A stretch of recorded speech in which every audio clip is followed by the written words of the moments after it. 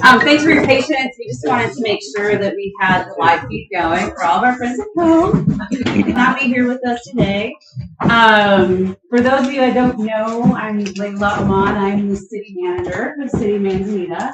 And this is our third town hall listening session that's oriented around the update to our comprehensive plan. So we're calling this approach Envision Manzanita. We're starting to try to brand it so people start to relate to what we're doing. So thank you for taking the time to be here. I know it's kind of close to dinner time, and we are starting a little late. We can run a little late, but we will try to stay as close as we can to the schedule. But we do want to make sure that we're getting everyone's input and feedback through the process. So what we're here to do today is to do our best to try to summarize what we heard from folks from the 2 town halls that we held back in June. And we also had an online survey, and I don't know if you all looked at it, but we put it online, and it was 160 pages of information. This is my well-worn, well-loved copy of that information. So I have to say, starting out with this, I had some ideas about what was happening, and reading it and getting real intimate with these comments, I feel like I have such a better understanding of our community, what you guys are thinking about, both just opportunities and constraints and all the things that we're facing. And so I just appreciate the time that folks took, a lot of thoughtful comments that were in here. And what we've endeavored to do is really try to summarize that into some meaningful statements and themes. So thank you for your patience. We hoped to do this earlier in the month, but I got COVID and half my team got COVID, and so I spent a lot of time reading, but just didn't have a lot of brain power to summarize things and everything else. So appreciate your patience as we, hold this all together. I have some good statistics up here. I think so community participation, I have to say, in my entire career, this was one of the most extraordinary participation that I've seen. I mean, typically when we did the comp plan in Milwaukee, where I was working in a population of 22,000 people, we had 400 people participate. So, and that was great. We were so excited about that. So for me to have, we had 152 people participate. That's a lot. And we asked folks, and we appreciate all of you filling out the information that came into the meeting, and then fill the form out online, because that really helped us understand who was here. So of the participants that participated in the events, more than half were registered to vote in Manzanita. And I think that's important because, well, you guys vote in our elected officials, but you're also generally, we took that as a proxy of you're generally full-time, really invest in the community, which isn't to say that people who don't live here aren't. I mean, I think one of the things I really learned from reading this is how invested our folks are in this community, whether you're a second homeowner, whether you own a business here, folks really care. And so that's one of the big reasons why I came here and love being here. That participation number represented 15% of all voters in Manzanita. So there's 587 registered voters. That's significant. I mean, that's statistically significant. So to me, that really represents some really important engagement and feedback. That really starts to tell us what's happening in the community. And 85% of folks that participated are homeowners, which isn't unsurprising because the majority of our housing stock is not rental. So we had a small percentage of folks that were rental, and then a small percentage of folks that were business owners. I do want to caveat that we had a special work session with business owners, and it doesn't include those statistics. So this is folks that came and participated either in the online survey, the town hall, 1 or 2. Most folks participated online, so that tells me that that's a good resource for us to continue to use. And then we had close to 60 people at the first town hall and about half that at the second town hall. And just to kind of give folks, the other thing was helpful is collecting who was here, as we knew how many times folks participated. So we only had a couple of people show up to all 3 events based on the data I have. About a dozen participated in at least 2, and then the majority of folks participated in at least 1. So what that tells me, there's not a lot of redundancy in terms of who was participating. We got a good cross-section of people. So those are amazing statistics, and I'm super excited about that. So this is, I've been trying to use this graphic to talk about where we are in the process. Oftentimes in community outreach, we sort of listen once and we'll see ya and run off with the information. It's not stuff I've been involved in, but I know that that's been something I've heard from folks who participated in other types of outreach. And so part of what we're trying to do today is share what we heard, and then we're actually going to consult with you and get your feedback to see, did we get it right? And we might have not. And so this is going to be an opportunity for you to weigh in on that. And so what we've done is, we took 160 pages and we distilled it down to about 5, which are on the table. And I know that sounds crazy, but if you did spend some time looking through this, I think you would also see that there are some themes. And what do I mean by themes? These are the ideas that reoccur or they pervade. They just kind of come up over and over and over again. And that really tells us something in terms of what we should be paying attention to. We then really tried to filter. So what we're at this stage is we're really trying to see the forest and the trees. So there was a lot of specifics, I hate the hotel or I hate this. And we're like, okay, what does that actually say when we start to zoom out? What does that actually mean in terms of what folks are trying to get at? We really tried to remove non-action oriented items. So the focus that I really put on this, the lens I put on this, are what are action-oriented issues that can be addressed by the city and by our community partners. So what kinds of things can we actually impact? Because there was a lot of really wonderful thoughts that will feed into some of this, but maybe weren't directly things that the city could do. So an example would be, the real estate market's going off the rails. We need to fix that. I can't fix that. The city can't fix that. But there are things that the city can do to influence certain market conditions to perhaps get at some of the things that we saw in terms of the things, affordable housing being one of them. And so we also had to do some interpretation. There's a lot of feelings in a lot of these, and I appreciate that. But we had to take that and try to understand really what the intent was. So if folks were commenting, say, on a specific project that they felt very strongly about, we had to do some interpretation of what that was really getting at. And so you'll see there's some examples I'll go through of how we attempted to do that. And then finally, we had to balance some facts and limitations. So there were things like stop growth.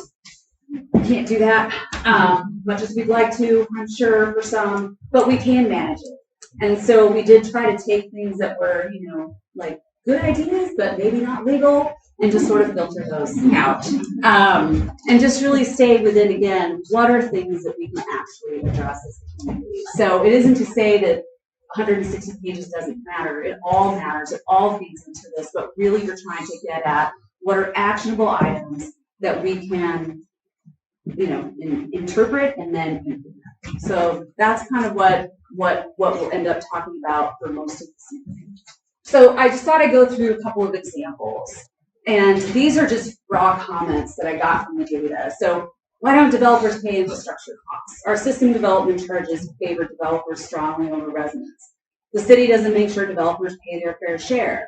These externalities are passed along to the citizens. When you see this represents when we were here, if you participated in the town hall, there were dots. It's 28 people felt really pretty strongly about this. I feel strongly about this. I'm going to talk to you about it in a minute.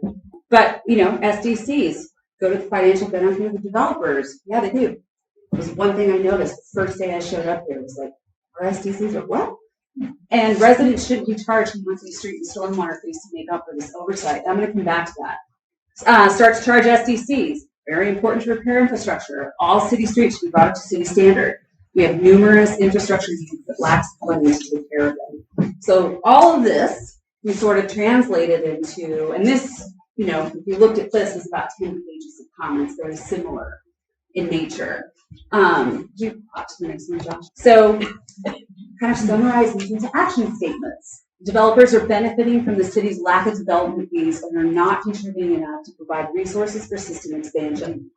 Update current system development charges, establish a process to keep them updated, and establish new system development charges for transportation, for future roadway expansion, and new pedestrian and bicycle and trail infrastructure. So when I read through that 10 pages, when I looked at the dots. That's what I took away from that. And I also added some things to it that were clear. We do actually charge SDCs on a number of things. We charge them on water, we charge them on storms, and we charge them on parks. We do not have a transportation SDC. So I added that because when I read those comments, people were like, roads, roads, roads, roads, roads. That's kind of where you can see sort of that mix of how we filtered everything through and came to something like this. We saw a lot of folks saying, do things like increase short-term rental fees and find ways to leverage visitors to obtain more resources for system maintenance. Now, some of you have heard me talk about the difference between a system development charge and system maintenance charge. So two separate things. Josh, if you could pop back to that earlier one. This one, people were super passionate about this, and I totally get it. I do think that the way our system development charges are set up right now, that developers do benefit from that because it's such a low cost. And what we need to understand as a community, and this tells me something too about how we do outreach and education, SDCs are different than maintenance. We can't actually use SDCs for maintenance. So whoever wrote this was well intended, but it's actually conflating two different things that don't go together. And so part of what our job is to do is we start talking to you about other fees. Y'all are users of the system too. And we have a very low property tax rate. And so typically property taxes, things like gas tax and other things are what fund road maintenance. We don't have the money to do that. We can certainly charge developers more, and I can talk about how we would do that, but we also have to really take a hard look at what we are paying the citizens in the city and how we can help contribute to ensuring that we can maintain our system. But as your city administrator, this is what I look at. Because I can get money, but I can only use that for certain things. SDCs are governed by state law. And just so we're all clear, because this was such a passionate item, I just want to kind of get it out there, that SDCs, we can't just say, all right, we're going to charge $10,000 now. We actually have to have a very comprehensive plan, not to be confused with the comprehensive plan, but we have to have a plan. So you might be familiar with the water master plan. So we're in the process of scoping out an SDC study for that, because we just updated that plan. Our SDCs are based on an old plan. We have to understand what our capital goals are, what our projects are, what the things we need to build are, and then we have to look at how we're going to do that over time, and then how we can reasonably charge a fee to a developer to expand that system. Does that make sense? We don't have a transportation plan. We're in the process of hopefully be adopting one in the early part of next year, but that's regional. We actually have to get local streets into there too. So we have to develop a transportation plan, then we can start talking about SDCs. Right now, we're in the process of updating our system development charges because those are, this is not a typo, $120. We have we have very little stormwater infrastructure in this town. So $120, when I first looked at the budget when I got here, I was like, should there be like 2 more zeros here? And it's not the case. And so we're in the process now, because we have a plan, we can start to make those estimates and start to implement those. And so that'll be something that happens probably in the first 2 quarters of next year within the council. We'll be adopting SDCs that change our stormwater system. So I had to get that out of my system, just because this is so imperative and important, and it was it just pervaded all of the comments that I wanted you to know that there is a difference, and we're going to be having some conversations about how to deal with this going forward. And then again, finding meaningful ways to collect resources for maintenance and other services that can't be funded through system development charges, like potholes. The word search for potholes came up a lot. So that's just one of the things that, how we sort of distilled all that information into a short series of action-oriented things. Another one, this was also a very popular item, was dealing with growth and development. So let's tap the brakes on density. Setbacks and height restrictions are way too lenient. Too many houses are being built. Too much development. We need to set a priority for thoughtful development. We need to revise our code. I love that you guys are talking about the code. It's like such a warm thing for a planner and hard to know that like the community is smarter than me. We preserve natural habitat and the beauty that attracts residents and visitors. We manage the growth so it reflects our community. Rapid growth is a concern and can't infrastructure keep up. You guys are talking about concurrency. That's awesome. And then updating all of our ordinance for compatibility. These are really advanced thoughts. And so this one was probably the hardest to try to distill down into a few statements, but I think we got pretty close. So if we go to the next slide, here's some just examples. Pace of growth and development has highlighted the need for additional measures to control growth, protect neighborhood and community character by updating the comprehensive plan to reflect current conditions and establish a review process to ensure the plan stays relevant. Where I come from and the bigger cities I've worked in, we've had, no longer required, periodic review. So you do a comp plan and really go on a shelf. In my training, it was always like comp plans, the roadmap, it's a living document, it's constantly being reviewed and updated, and every 5 years. So I think that what I felt like I heard through a lot of emotion and feeling is like, we're growing too fast, things are going nuts. This is the way that we can start to address it as a community and as a city, just through the comp plan, through our policies. And through our policies, as all of you now well know, or you probably before we even started, we had to update the zoning ordinance to match that. And so we have to do it to manage it, citing commercial development, that came up a lot. Traffic impacts, we have no, we are not compliant with the state's transportation planning rule. And as you'll see, as we start to move forward, and that's my hope, that the council will be willing to start to adopt the transportation system plan, which is really complete and many of you participated in. That document becomes an ancillary document to the comprehensive plan. We can actually start taking action now with our current zoning code to make some changes to that ordinance to reflect some of the concerns that come up in some recent applications. So an example would be traffic impact analysis. We should totally have those for certain types of development, and there are certain limitations of staff that we can't ask for certain things. They're not in the code. Planning Commission has a little bit more ability than we do on certain projects, but not all projects. And so part of what's coming out of the transportation system plan is changes to our zoning ordinance that get us compliant with the state's transportation planning rule. And I complained about this to the Department of Land Conservation and Development Executive Director, that cities like ours are often exempt from those requirements, which I think is travesty, because we should be complying with those. Because there's a good reason why the state of Oregon has the best land use laws in the country, and we should be following those. And so that's kind of where my head is at. Residential design standards such as scale, height, landscaping, and setback. So these houses are too big. There's not enough land area. People are mowing down trees.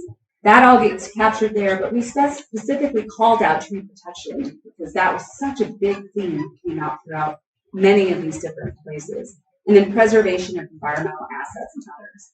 So other places I've worked, for example, had water quality resource area.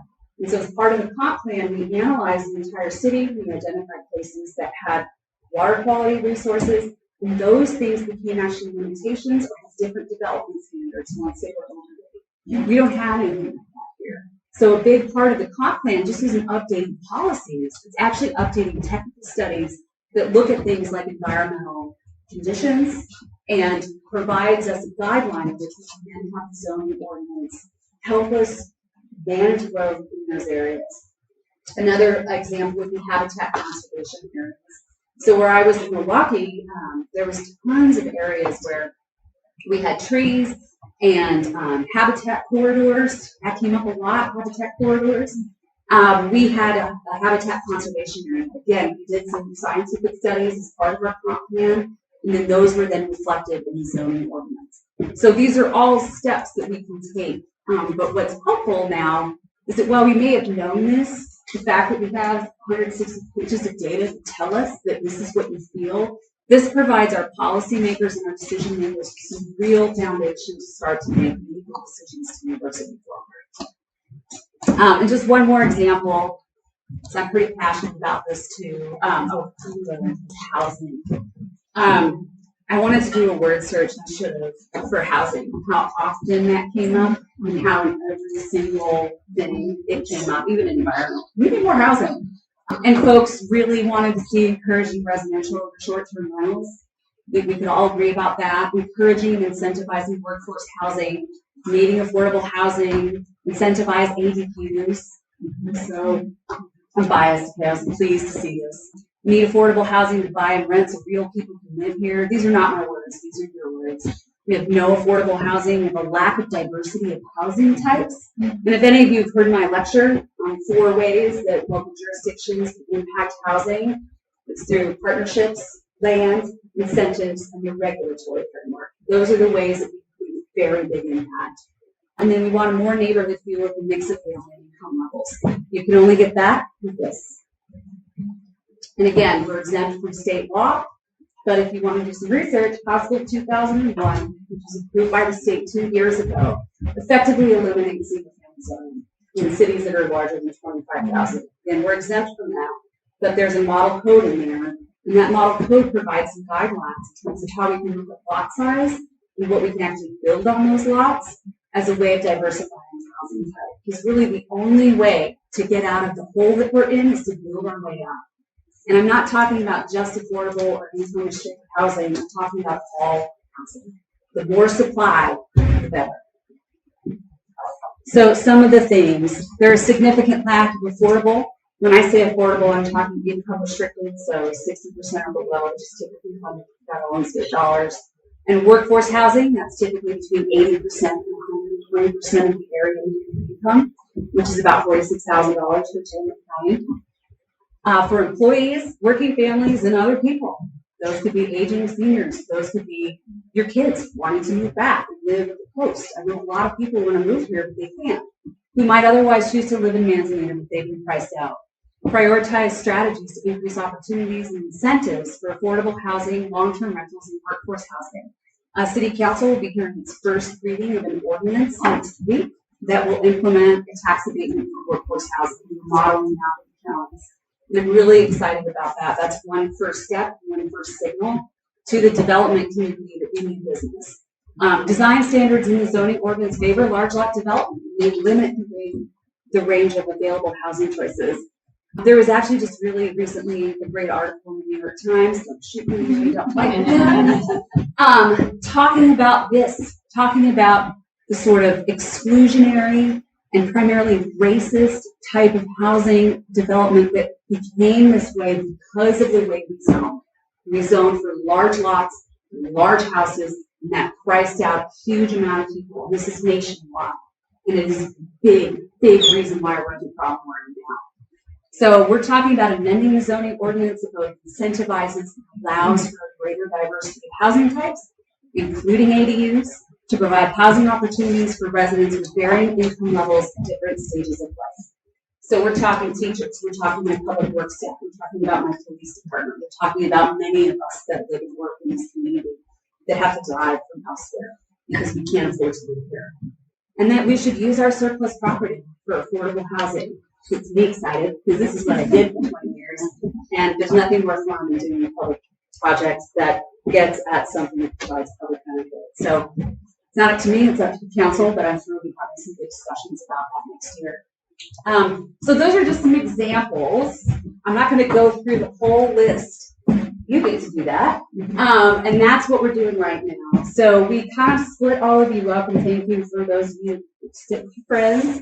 But we did want to try to mix it up a bit and get you guys talking to each other, maybe getting to know somebody you haven't talked to before, and share, your thoughts on what we prepared today. Sorry, Josh. So what we've done is we've taken, if you remember, we had 13 because we had an other, but I've sort of weaved them into here. We've taken 12 topics and created what we're calling 5 stations. Community, growth and development, and housing. We can't see number 3, but that's infrastructure funding, transportation and public safety, environment, parks and open space, and emergency management, business economy, and visitor tourism. There's actually a method behind this madness, and I didn't want to overwhelm everybody, but we are actually starting to tie these to the 10 to 18 goals that are the statewide land use planning goals that make up our comprehensive plan. So the next time we talk about this, we'll start moving towards comp plan chapters and blocks in terms of what chapters we want to start updating so we can start to make progress now. And this information is going to be the essential component that informs what happens next. So I just want to make that really clear. We're not just listening like, oh, that's cool. Like, this is actually going to be the foundation of what starts and ultimately finishes the comprehensive plan update and our zoning code update. And some of those things might happen concurrently. So, now it's your job. I can stop talking. We're going to ask you to sit with your group for a certain period of time. So I'm helped by Kelly Roy. She's a consultant. She's been helping me on this project. And then many of you might know Mike, aka Officer Mike. He's helping us too. And so we're going to be walking around the room and going through each of these sections with you. What we'd like you to do is spend some time and review and discuss with your group. We want everyone to start with station 1. So on your table, you should all have a copy of the themes. And you probably, I saw many reading them, maybe your homework, you read some of this before you got here. And then we're going to facilitate a group conversation around each station. So we're going to talk for 10-15 minutes, we're going to pause, and then we're going to facilitate a group conversation around station 1, then we'll move to station 2. And what we're asking you to do, and I'll give folks a chance to ask questions because it feels a little nebulous, we'll facilitate a group discussion on yes, you got it right, or who's pretty close, or no, or you missed this. That's what we want to hear. And what we'll ask you to do in your group discussions, you have some big white paper and some markers on there. If we didn't get it right or we missed something, we're going to ask you to write that out. And then what we'll do is go through each one of the themes. We kind of ask folks to say, did you get it right? Did you get it close? Pretty cool. We will also have, for our folks at home, we're going to be putting this up online this week as well. So if we're not able to get all of your feedback, or you feel like, gosh, I should have thought of this, you'll have another chance to provide that information. So we'll work with Josh to get this online in some sort of survey format and give you another chance to really, you might go home and think about it and be like, I actually wanted to write this down, or I wish I had seen this. We want to hear that. And before I continue on what's next, does anyone have any questions? Yes.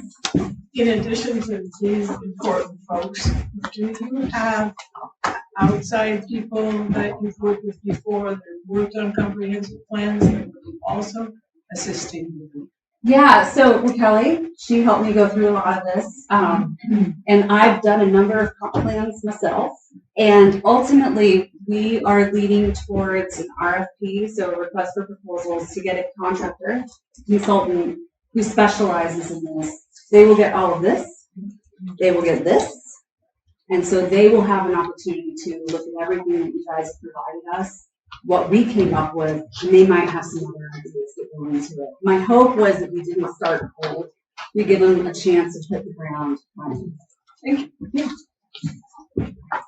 So, Layla, it appears that we have a regional consultant, Brett Estes. I don't know if you met Brett.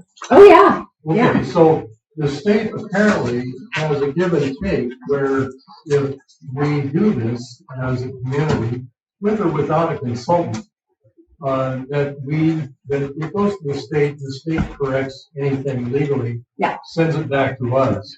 So I guess there's also the fact that we can do this by amendment a bit at a time under the PAPA system. Mm-hmm. So I hope that that's all in the mix too. Yeah. Because we've spent a lot on consultants here. And I'd like to see the talented people in this community be able to come up with these amendments, because we're not really going through the whole thing. Well, not really. I mean, there are actually some chapters we're missing, we don't have. And as I mentioned, there's technical studies that go along with some of the requirements for Goal 18. So folks, that Goal 18 is, for all the goals. The example would be Goal 18, which is dunes management. You are also aware in November, Council will be adopting a moratorium because Goal 18 allows dune grading, and Ordinance 94.6 also allows it. So by putting that moratorium in place, we can then go back through and do the studies we need to determine whether our policies are still consistent. So I would disagree about the comment that we're spending a lot of money on consultants, and I'd be glad to talk to you offline about that. But I'm a firm believer in having people who are subject matter experts who know how to do this work, who can get sub-consultants that will help us do the technical studies. to do that work. And what Rob mentioned is the CAPA process, it's the post-adoption plan amendment process.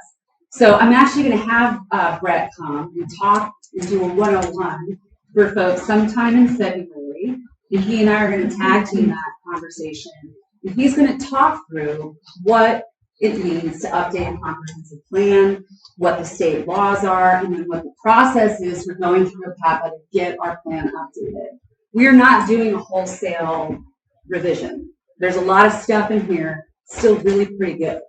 But what we are doing from a policy perspective, that's kind of what we're doing here. A lot of that stuff can feed into it, so we pay less to a consultant. But one example of what I think would be really beneficial for this community is for us to do a housing production strategy.